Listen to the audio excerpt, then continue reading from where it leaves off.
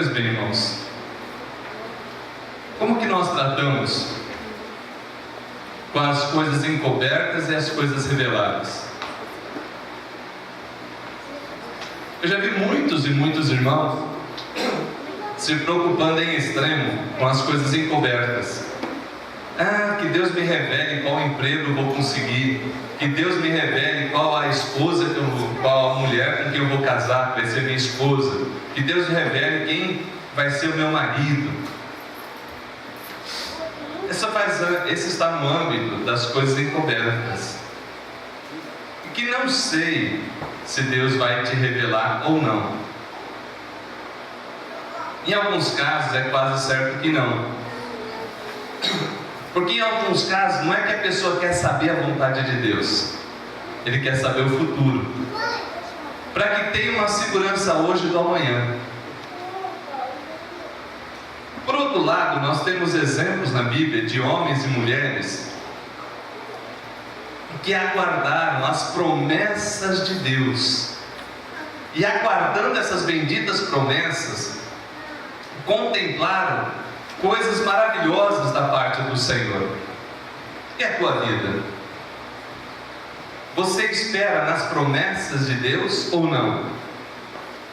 Hoje nós vamos ver um exemplo de um irmão nosso da Bíblia Sagrada, que esperou a promessa bendita, a maior das promessas, a vinda do Salvador. E ele já era de uma idade avançada, possivelmente já no fim dos seus dias, mas aguardava ver a promessa, não só crer na promessa. E Deus, de uma forma muito especial, permitiu que esse nosso irmão da Bíblia Sagrada contemplasse a promessa ainda em formação. Vejamos na Bíblia Sagrada, no Evangelho de Jesus Cristo, conforme escreveu Lucas.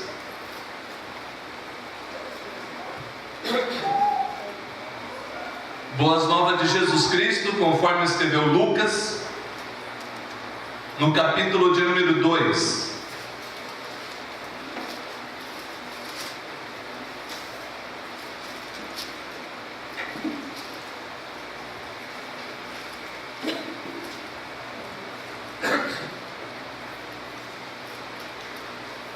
Boas Novas de Jesus Cristo, conforme escreveu Lucas, no capítulo 2, do versículo 25 até o 35. Diz assim a palavra de Deus: havia em Jerusalém um homem chamado Simeão, homem este justo e piedoso, que esperava a consolação de Israel, e o Espírito Santo estava sobre ele. Revelara-lhe o Espírito Santo que não passaria pela morte antes de ver o Cristo do Senhor. Movido pelo Espírito, foi ao templo, e quando os pais trouxeram o menino Jesus para fazer com ele o que a lei ordenava, Simeão o tomou nos braços e louvou a Deus, dizendo: agora, Senhor, podes despedir em paz o teu servo, segundo a tua palavra, porque os meus olhos já viram a tua salvação, a qual preparaste diante de todos os povos, luz para a revelação aos gentios e para a glória do teu povo Israel. E estavam o pai e a mãe do menino admirados e estavam o pai e a mãe do menino admirados do que dele se dizia. Simeão os abençoou e disse a Maria, mãe do menino: eis que este menino está destinado tanto para a ruína como para o levantamento de muitos em Israel, para ser alvo de contradição. Também uma espada transpassará a sua própria alma, para que se manifestem os pensamentos de muitos corações. Amém. Prezados irmãos, nós temos essa passagem algo muito especial para analisarmos, para pensarmos juntos aqui nesta manhã. Simeão, segundo as Escrituras, não narra muito a respeito de quem era esse homem, mas o pouco que diz já dá para nós pensarmos.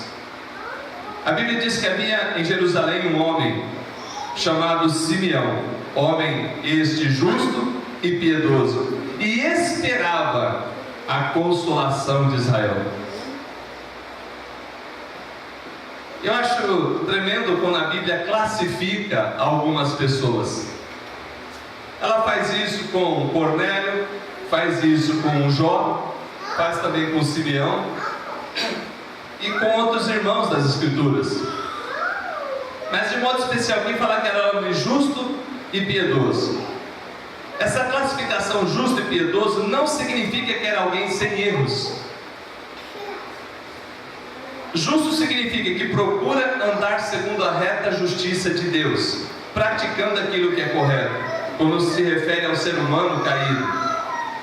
Mas quando fala de piedoso, significa de alguém que sabe reconhecer os seus erros. E porque reconhece os seus erros, vive uma vida de quebrantamento na presença de Deus, em paz com Deus e com os seus semelhantes. A piedade é algo extremamente notado dos céus. Deus olha dos céus e procura os piedosos da terra. Homens e mulheres que temem ao Senhor. Homens e mulheres que reconhecem os seus erros. Homens e mulheres que procuram viver uma vida segundo a reta justiça de Deus. E era o exemplo aqui de Simeão. Importante observar também que Deus traz para ele uma coisa que já estava revelada, mas foi mais além. No Antigo Testamento já havia sido anunciado que o Cristo viria, que o libertador de Israel viria, o Messias prometido haveria de se manifestar. Mas aqui o Espírito de Deus falou: olha, você não vai passar pela morte sem ver o Cristo do Senhor. De alguma forma Deus quis contemplar Simeão, dizendo: você não morrerá enquanto não ver a promessa. Ele cria na promessa, e aquilo já era suficiente para ele. Ele não foi pedir algo a mais para Deus, mas Deus quis dar algo a mais para ele. E é interessante observar o seguinte, que o Espírito de Deus anunciou que ele viria o Cristo do Senhor. O que significa essa expressão? A palavra Cristo vem da língua grega e é uma tradução de uma palavra hebraica, que seria Messias. E ambas palavras significam ungido, que para a nossa língua, nossa cultura não significa muita coisa. Mas nós devemos pensar no seguinte: quando o termo Messias, quando o termo Cristo é usado nas Escrituras, se refere àquele que havia sido prometido por Yahvé, pelo Senhor, que havia sido anunciado no Antigo Testamento e manifestado no Novo Testamento. Vindo em carne, se manifestou entre nós, habitou entre nós. Então, quando ele fala de ver o Cristo, está falando de ver a promessa, de ver o ungido, aquele que viria da parte de Deus e libertaria o seu povo. Nesse sentido, nós queremos pensar nesse dia a respeito de Jesus, o Salvador revelado, o Salvador visto por Simeão. Porém, ainda uma criança, porém, ainda um bebê.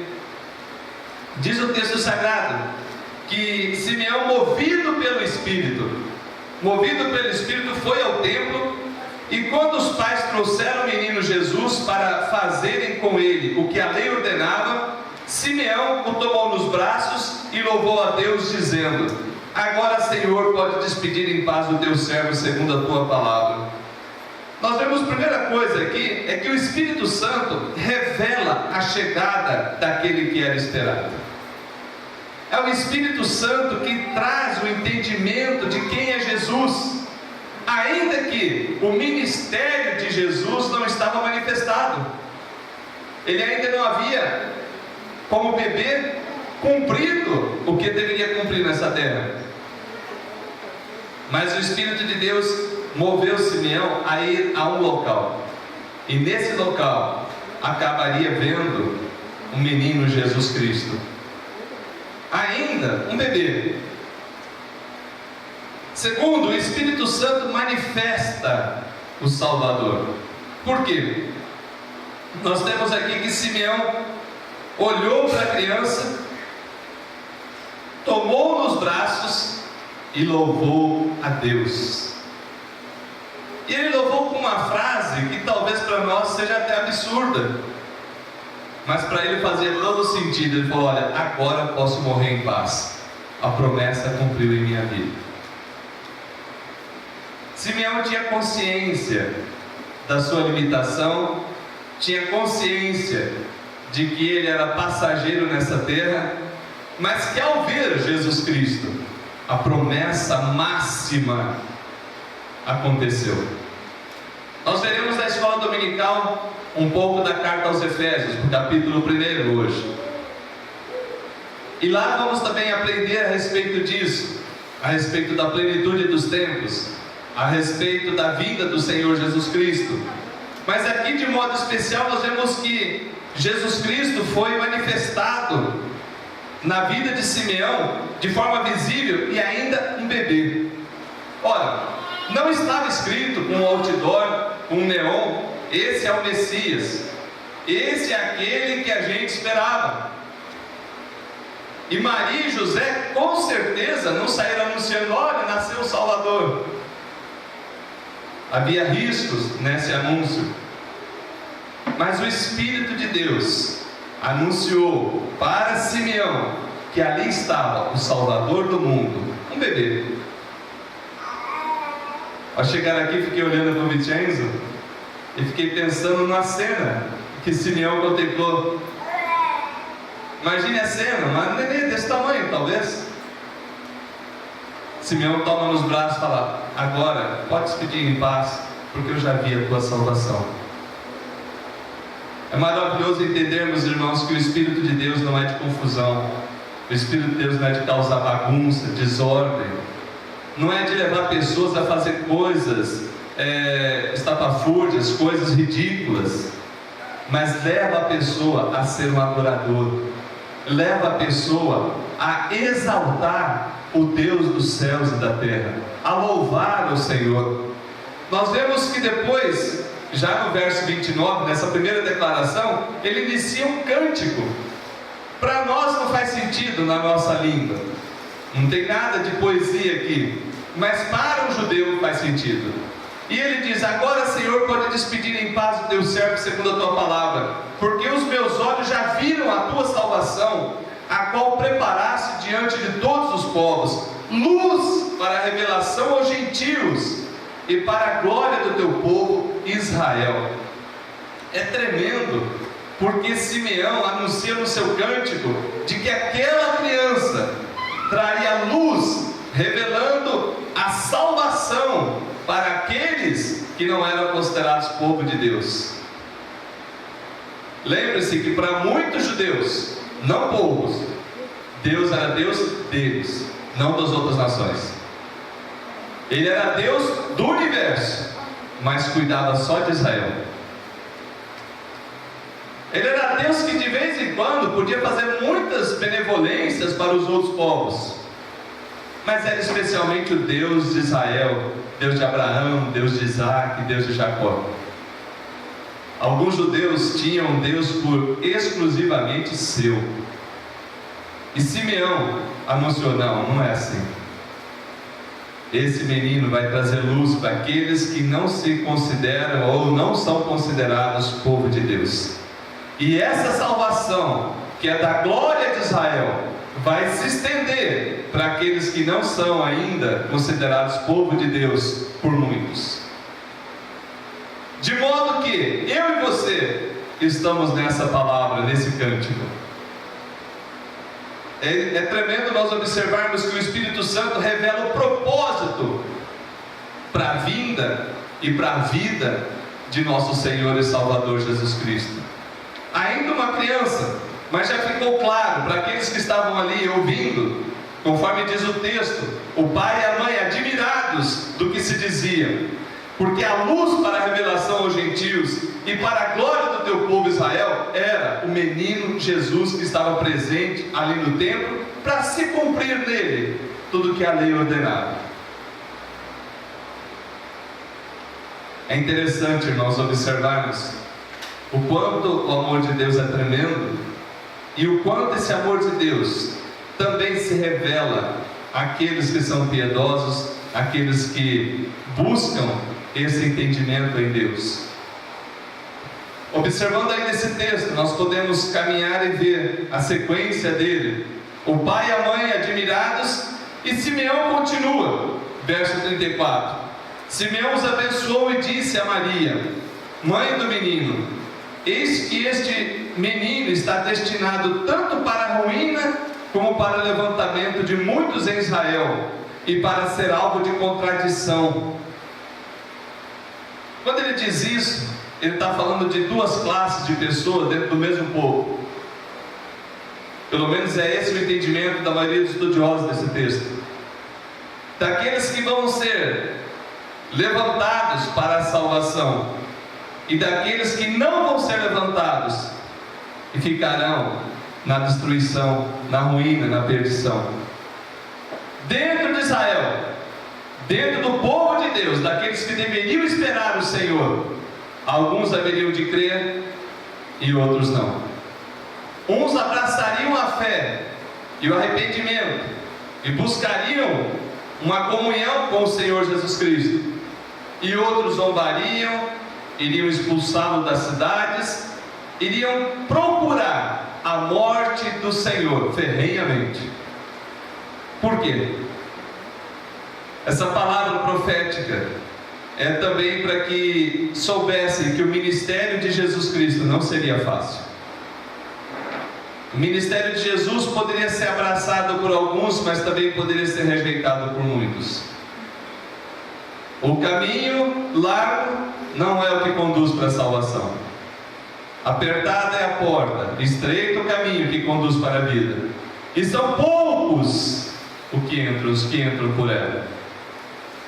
De tal maneira que no meio daqueles que esperavam e deveriam esperar a promessa, haveriam muitos que rejeitariam. Dentre as causas da rejeição, tem inclusive o preconceito. Ele não veio vestido de pompas, não veio como um rei montado num cavalo imponente, com um exército grandioso. Não, então esse não é o Messias. Porque esperavam um libertador, físico também, um guerreiro. Ainda que na sua ignorância não entendiam que Jesus tinha todo o poder. Quando fala também que uma espada transpassará a tua própria alma, para que se manifestem os pensamentos de muitos corações, mostra que essa revelação do Espírito Santo, através da pessoa e da obra de Jesus Cristo, iria trazer à tona o que está no mais íntimo do ser humano, de modo que, aos olhos de Deus, na presença de Deus, todos os nossos atos estão patentes, estão visíveis. Com Deus não tem segredo. Com Deus você nunca vai poder enganar. Você nunca vai poder dizer: olha, estou fazendo e Deus não está vendo. Tudo Deus vê, tudo Deus sabe. De tal maneira que Ele traz à tona o teu pecado e ao mesmo tempo a salvação. Ele mostra para você o que está errado e como consertar. E para consertar é só através dessa salvação bendita. Nós temos visto aqui várias vezes, já repeti isso várias vezes, de que a salvação é pela graça e de graça, mas não é barata. Para você é sem preço, mas custou a vida do Filho de Deus, custou a humilhação do Filho de Deus, custou o ultraje, a zombaria, e todos os nossos pecados que foram colocados sobre Ele. De tal maneira que eu e você, assim como Simeão, devemos louvar por uma salvação tão bendita e crer, abraçar essa salvação que nos é dada pela graça. Através do arrependimento e da fé, eu desfruto dessa salvação, eu recebo essa salvação e posso viver como viveu Simeão, dizendo: olha, estou satisfeito com o que Deus me revelou, porque era isso que eu precisava, era isso que eu esperava. Viver uma vida justa e piedosa é também o meu alvo, e acredito que deve ser o teu alvo. Isso não significa que eu e você não venhamos a ter erros, não significa que eu e você nunca venhamos a cometer coisas indignas de ser chamado de cristão, mas isso significa que através de uma vida justa e piedosa saberemos o caminho certo do arrependimento, o caminho que nos leva a ter o perdão e a cura, e o caminho é Jesus Cristo, só Ele. Porque se você procurar chegar à presença de Deus tendo justiça própria, chegar na presença de Deus dizendo: Deus, eu mereço ser perdoado, isso será uma blasfêmia, isso será uma zombaria. Ou se você ainda, através dos seus esforços, procurar alcançar a salvação, você estará desprezando a salvação que Deus enviou. Simeão aguardava a salvação que vem de Deus, e não a salvação que ele poderia alcançar. Eu quero, e eu vivo, e eu ando na salvação que vem de Deus, não confiando nos meus próprios esforços para receber o céu, mas recebendo a graça que vem de Deus, que nos dá esse presente da vida. E eu costumo falar que é o kit salvação, que além da vida eterna, vem céu, vem novo céu e nova terra, vem um monte de bênçãos acopladas a essa redenção bendita. Que Deus te ilumine, que Deus ilumine a nossa vida, que Deus ilumine a nossa igreja, que Deus ilumine a vida de cada um, a ver Jesus como Salvador revelado, o único Salvador. Ele não é um caminho, Ele é o caminho. Ele não é uma opção, mas Ele é a única opção. E fora dele, meu querido irmão, minha querida irmã, não há esperança, não há perdão, não há possibilidade de que você adentre ao céu, de que você tenha comunhão verdadeira com Deus. Que Deus ilumine, que Deus nos ajude, e assim possamos vivenciar essa revelação bendita que o Espírito traz da chegada de Cristo, que o Espírito manifesta no Salvador, que o Espírito revela para nós o propósito de vida e aquilo que devemos andar e viver. Que Deus assim nos ajude. Amém. Vamos ficar em pé, vamos orar. Ó Deus do céu, te agradecemos pela revelação de Jesus Cristo, te agradecemos porque nós somos salvos única e exclusivamente por aquilo que Ele fez e não por aquilo que nós fazemos. Receber a graça é graça do Senhor. Receber a Cristo como Senhor é uma dádiva que o Teu Espírito Santo proporciona em nosso coração, pois nos traz entendimento da luz, da revelação de que somos pecadores e de que precisamos de Teu Filho Jesus Cristo para ter perdão e vida. E é isso também, meu Deus, que vamos celebrar na ceia do Senhor. Celebrar o que Cristo fez por nós, lembrando que estamos unidos no corpo e no sangue de Cristo, e que essa união independe daquilo que eu faça, mas foi o que Cristo fez por mim. De tal maneira, meu Deus, que nos alegramos e oramos a Ti, prestando o nosso louvor, prestando a nossa adoração. Agora, Deus, prepara o Teu povo e nos abençoe, em nome de Jesus Cristo. Consagramos os elementos, Pai, que serão usados na ceia, do uso comum para a ceia do Senhor, de tal maneira que o Teu povo que vai estar participando venha lembrar de que somente em Cristo e através de Cristo são perdoados e têm vida. Que assim Deus os abençoe a todos, com a graça de nosso Senhor Jesus Cristo, fortalecendo e amparando a cada lar e a cada vida. Amém. Desça.